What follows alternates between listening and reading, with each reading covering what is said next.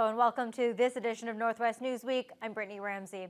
Ontario officially extended its stay-at-home order until June 2nd on Thursday. And while many in the Northwest say they would support a regional reopening, the Northwestern Health Unit's medical officer would not. Dr. Kit Young-Hoon says she's not in favor of lifting COVID restrictions in her area quite yet. The NWHU reported 7 new cases Friday and had 50 active heading into this weekend. 9 are in the Dryden area, 1 is in Fort Frances, 6 in Kenora, and 34 are in the Sioux Lookout area. On top of that, the nearby Laxville First Nation had 37 cases as of Friday. Young-Hoon was asked about the extension of the province-wide stay-at-home order. Many leaders in Thunder Bay have been calling for a regional approach, but she prefers to see a significant downward trend in cases first. The fact that our case numbers have worsened while the stay-at-home orders have been in place suggests that they could have been much worse if the stay-at-home orders were not in place. So at this point, it's not. I don't have a clear recommendation on whether they should be lifted at this time. I think I would have a clearer recommendation if case numbers were to be declining over time and that there was a definite trend of improvement over a course of a few weeks. She says the only way to return to normal is having 80 to 90% of the population vaccinated. Now, to date, over 37,000 doses have been administered in that area. That's about 48% of people 18 and older. A 60-year-old Atikokan man has been charged for violating stay-at-home orders. On May 2nd, police say the man took part in an anti-lockdown demonstration outside the Atikokan Arena. OPP say he had previously been warned about the rules. He's now charged with failing to comply with an order made during a declared emergency, which came with a fine of $880. Thunder Bay's medical officer says more Pfizer and Moderna vaccines are on the way to the district. This after a significant decrease in recent weeks due to a higher allocation for Southern Ontario hotspots and the province's decision to pause the rollout of the AstraZeneca vaccine. Avery McRae reports. It's an effective vaccine. It works against the variant. Thunder Bay's medical officer of health, Dr. Janet DeMille, is assuring those who did get their first dose of the AstraZeneca vaccine they made the right call to protect themselves and others, but understands the decision to pause the rollout. There's this, side effect, this thrombocytopenia, this clot. That is very rare, and it has occurred in individuals, though, following that shot within about the 4 weeks after that, but it is very rare. The halt in the rollout has left some worried of where their second dose will come from when it's their time, especially in Thunder Bay. The Moderna vaccine will likely be the answer for those who received the AstraZeneca shot for their second dose, but in recent weeks, overall vaccinations in the district have seen a decline, with more vaccines being allocated to hotspots in Southern Ontario. But Dr. DeMille says that will change with more doses of the Moderna and Pfizer shots on the way. We've gone through a couple of weeks where we've had overall lower supply. And so you saw that our numbers drop, but I could tell you our numbers are going to be up again this week. And we hope to maintain, at that higher level in the coming weeks and months. Throughout the past 6 weeks, the provincial government has asked Ontarians to not travel to their cottage or secondary residence and stay at home to avoid travel between regions. Dr. DeMille says trips to camp should be avoided unless it's for an essential purpose like emergency maintenance and should only be for 24 hours or less.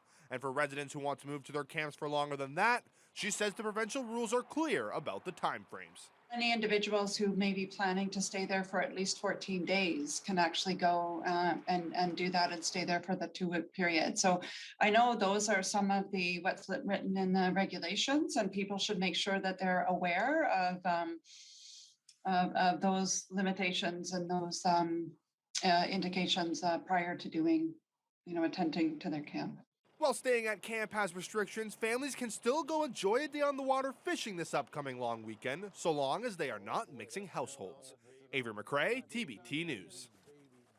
Northwest Region OPP have officially laid murder charges following the death of a teenage girl from the Mishkegoguming First Nation. 17-year-old Lenora Micknack, also known as Lenora Lawson, was airlifted to hospital following a serious assault on May 1st. She later died from her injuries. The 32-year-old Jerry Fox was originally charged with aggravated assault. He's now charged with second-degree murder. He was in custody this week and appeared at a bail hearing. A final vote in Fort Frances Monday solidified a name change for both Colonization Road East and West. The change will happen in 2022, and as Adam Riley explains, the unanimous council decision came with some differing opinions on what the new names should be. With a vote of 4-3, the town of Fort Frances took another step forward towards reconciliation Monday, and will see Colonization Road East renamed to Agaming Drive and Colonization Road West become Sunset Drive. The renewed push to rename the two roadways came late last year, which led to a rise in ugliness and acrimony in the town of 8,000, especially online, according to Councillor Douglas Judson, who is pleased with the outcome of the vote, but wishes the whole topic had been addressed better. I think that it's exposed a lot of lingering racism and bigotry in this community. And I think that council needed to do more to take leadership at the outset to say that we're making this decision because we've made these commitments to reconciliation and it's the right thing to do. Mayor June Call says what ensued in her community over the last 7 months was hard to watch, but knows the town will grow and heal over time. You know, the decision's done. I'm really happy the way it turned out. And I think in the long run, people will be accepting and move on from this. When asked about how council voted, Call says all members were in agreement that colonization needed to be dropped. As well, all members were unanimously in favor of the designation of Sunset for Colonization Road West. But that is where the group splintered. We do have 4 in favor of Agaming, if I'm pronouncing that correctly. I hope I am. And 2 for Shoreline and 1 for Sunrise. Like Judson, Call is pleased with the result of the vote, adding she is excited for an initiative added to the resolution that will see 2 signs donated to local museums and a third that will see Fort Frances cemented in the history of reconciliation on a national scale. The other one is going to go to the Canadian Human Rights Museum. It'll go there also. So, you know, I think that's a very fitting places to go because it is part of our history, and we need to also remember our history and show how we've wanted to change it and that we are changing it. The current timeline set will see Agaming Drive, which in Ojibwe means at the shore, and Sunset Drive take effect on January 1st, 2022. Adam Riley, TBT News. Grand Chief of the Anishinaabe Nation made a big announcement this week coming from his home community of Muskrat Dam First Nation. And I couldn't think of a more appropriate place to announce my candidacy for the office of National Chief. Fiddler's declaration comes after current Assembly of First Nations Chief Perry Bellegarde announced that he will not be running for re-election after 7 years in the role. Fiddler has served as Grand Chief of NAN's 49 First Nations since 2015. In a video posted to Facebook, he outlined some of his main focuses going into the election. How many times have we talked about the need for more and better housing? Access to clean, safe drinking water, especially during this pandemic. Access to quality health care, including public health and mental health, so that our children can be safe. Nominations for the position close on June 2nd. The full slate of candidates will then be made public. The AFN election takes place on July 7th. OPP and Red Lake are investigating the cause of a massive fire in the area earlier this week. On May 12th, around 11 a.m., crews were called to a fire near Detta Road in Balmertown. It appeared to be over 15 hectares in size. Both the Red Lake Municipal Fire Department and the Ministry of Natural Resources and Forestry responded to the blaze and brought it under control. It has since been declared out. Police are asking anyone with information to come forward. When we come back, a $3 billion purchase gives the Dryden Mill a new owner.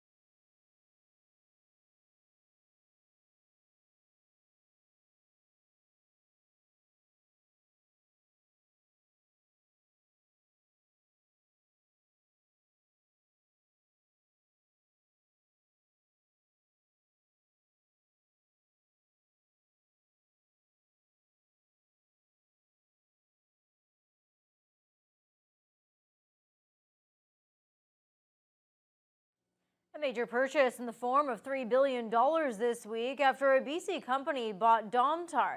That's the company which owns the Dryden Mill. Details are still emerging, but city and union officials are optimistic for the future. Adam Riley has details. The ink is still drying on the agreement, but it's true.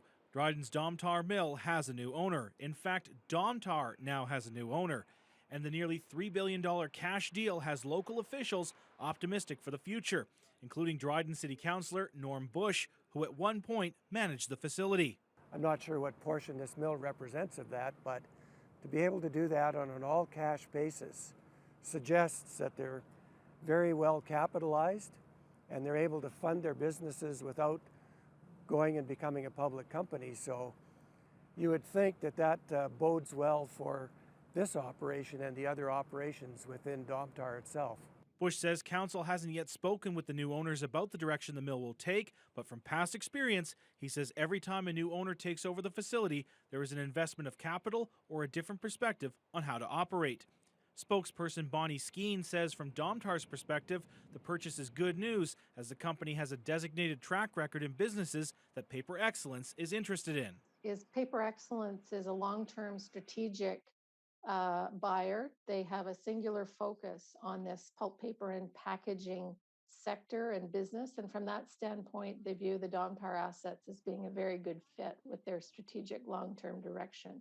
The company currently employs 350 people at the mill, 250 of which are represented by Unifor, according to National Representative Stephen Boone. He says as the purchase was a mutual deal and not a hostile takeover, it's good news for employees, adding Unifor has experience with both Domtar and Paper Excellence.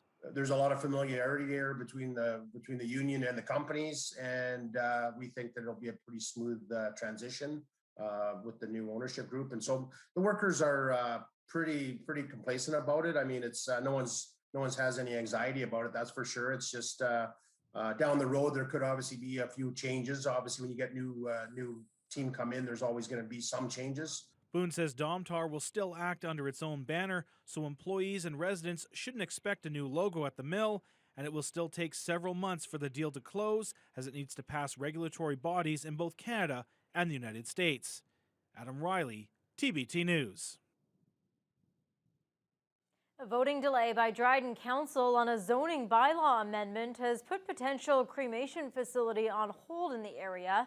Earlier this year, the Dryden Community Funeral Home revived plans to construct a crematorium on its property, but similar to past proposals, it was met with opposition from nearby residents. They cite health and environmental concerns. Now, at a meeting in March, councillors agreed to hold a final vote at the April 26 council meeting, but the item was pulled from the agenda. The supporters of the facility, Kayla Jonasson and Phil Savage, say they're not sure why the vote was pulled, and it's left them with mixed feelings on the situation. We thought we were at the end of this all, and then to find out that they wanted another month was slightly disappointing, and it delays us quite a bit in our next steps. From a positive note, it's definitely showing us that they're definitely taking more consideration to this. And I mean, if they're taking, you know, the actual facts that are presented more into account, and that's great for us. So I mean, as much as it's unfortunate that we're not getting our decision right away so we can move on from this. We're still hoping that it's going to end up well for us. Council had initially intended to make its final decision on the zoning bylaw amendment at its May 25th meeting, but that's since been pushed back into June. The children of a Schreiber resident are celebrating after their commitment to fighting the Municipal Property Assessment Corporation paid off earlier this month. Sharon Scott Guerin and Keith Scott have been battling MPAC for several years after the agency increased the value of their mother's home on Walker's Lake. That also increased her property taxes to unsustainable levels. Over the years, community members have gone to great lengths to get their message across, including a protest which shut down Highway 17 in 2016. Finally, the Scott siblings went to arbitration and discovered why MPAC opted to increase the value during the last reassessment phase.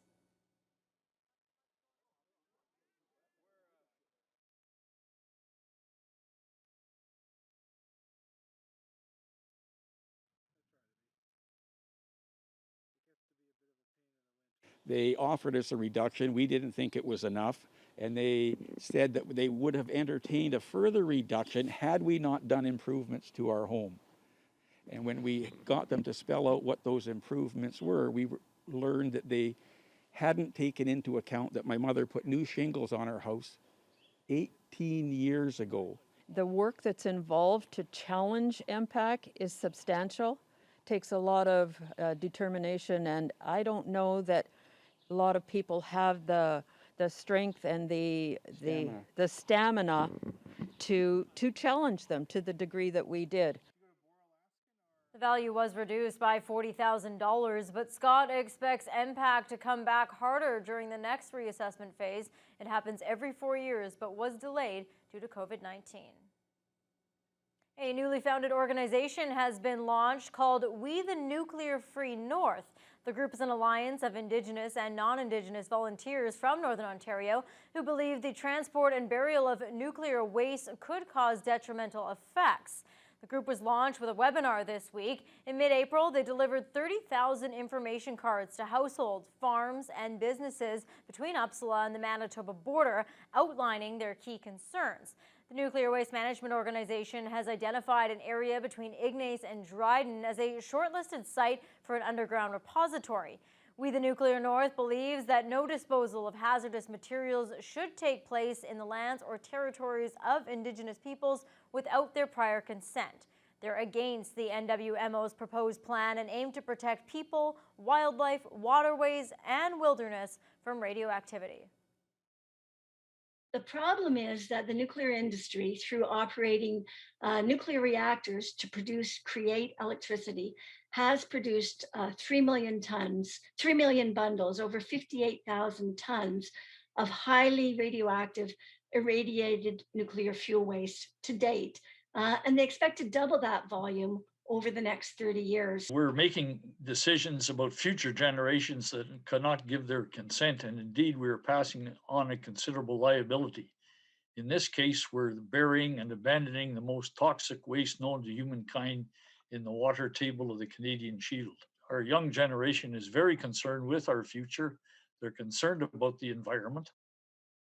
The group has also launched a website as a resource for those looking for more information. The NWMO intends to make a final decision on the location of the underground storage site in 2023. Leaders with Niskantika First Nation have written a letter to government officials and other First Nations leaders calling for a halt on an environmental assessment for a proposed road to the Ring of Fire mining area. The letter comes less than a week after Martin Falls and Webequie First Nations issued a joint statement saying they're taking the lead on the EA. They also asked other communities to respect their role in the process. Niskantika Chief Wayne Munoz said the pandemic has made their situation even more precarious. He says they're facing a triple pandemic in the form of a health emergency, an ongoing water crisis, and now the environmental assessment for the proposed road. We need to be involved. We need to be in those planning processes, and as well as we need to be able to provide our informed consent on these processes in a way that also protects us, also allows our community to be able to provide their informed decision on these developments that's going to impact us for generations. Munoz added that remote communication and video conferencing is not feasible and not appropriate in light of Indigenous cultural and political protocols for collective deliberation. The current phase of the assessment is expected to last at least 12 months before the actual EA can begin. All right, coming up after the break, demolition of a water tower goes sideways.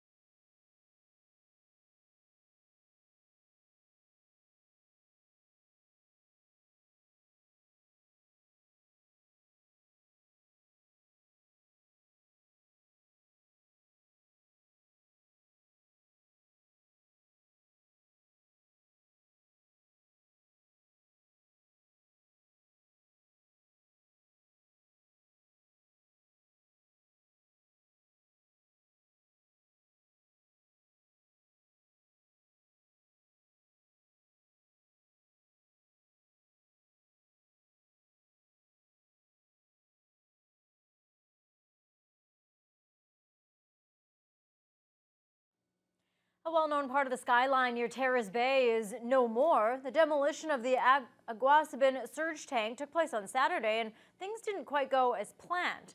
These videos show the 75-meter tower being taken down, and it's pretty obvious there were some miscalculations in how it would fall. Ontario Power Generation hired a demolition company to take down the tower, which dates back to 1948, and replace it with one that's more environmentally friendly. Officials with OPG say this was not exactly where it was supposed to go, and despite the surprise from onlookers, no one was injured from the demolition. Oh no! That landed right on the new towers. I don't think that's where they wanted it to go. Crews are now assessing the damage after it landed on equipment and took out a communications line. They still don't know if it will delay the installation of the new surge tank. Communities in the Northwest who are policed by OPP are being asked to finalize how they want to compose their police boards. There's talks of amalgamation for many communities, and that's caused some mixed reviews and reactions from area leaders. Adam Riley reports.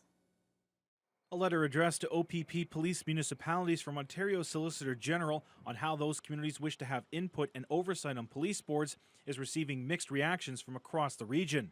The plan would see some detachments have one board for an entire district, which doesn't sit well with Atikokan Mayor Dennis Brown. He wants to maintain a board for his community as he believes the issues Atikokan faces are not the same as those in the Fort Frances area. We have different ideas and different things than Fort Frances has. Fort Frances on the border there with the International Falls. It's a little different. So we want to keep our board here to help us. Meanwhile, Terrace Bay's Jody Davis is watching the discussions with interest. His community is policed by a satellite detachment based out of Scriber, which in turn is part of the Nipigon detachment, which polices from Terrace Bay to Dorian. That board will have to be comprised of members from all 5 communities and First Nations policed by the OPP in the area. Davis notes this plan might not be suited for northwestern Ontario. And I don't know who's going to manage that or pay the expenses or whatever. So it's interesting.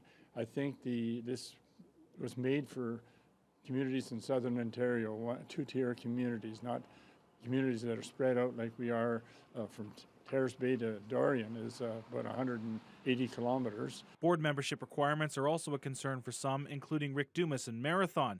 Police boards are made up of municipal appointments and provincial appointments, and at times police boards wait for years for those provincial appointments to be made. Dumas says he has inquired with the Solicitor General's office on that issue, but was let down by the response. It was a bit frustrating that they couldn't answer the question, because the reality is that's our biggest setback with us having a functioning board in most cases, and I can't speak for the other communities out there in Ontario, but anybody who has a police service board, and I know from my attendance at AGMs of the police services and our zone meetings, that is a problem throughout the province. So we need to have that addressed and fixed. Municipalities are to have their final proposals for police board compositions to the province by June 7th. Adam Riley, TBT News. A contractor has been selected for a multi-million-dollar project geared towards upgrading Atikokan's sewage system. In order for sewage to get from households to the sewage treatment plant, it's helped along by a series of pumping stations. Those stations were installed almost 50 years ago. Mayor Dennis Brown says he's happy the upgrade project is moving forward on a critical piece of infrastructure. We have a tender being awarded to LHT. I believe it's Thunder Bay, and they're going to get started on that, hopefully the next little while. So we'll be spending a lot of money. I think it's over $5 million being spent on upgrading the pump sewage areas in Atikokan. That's all for this edition of Northwest Newsweek. Thanks for watching. We'll see you next time.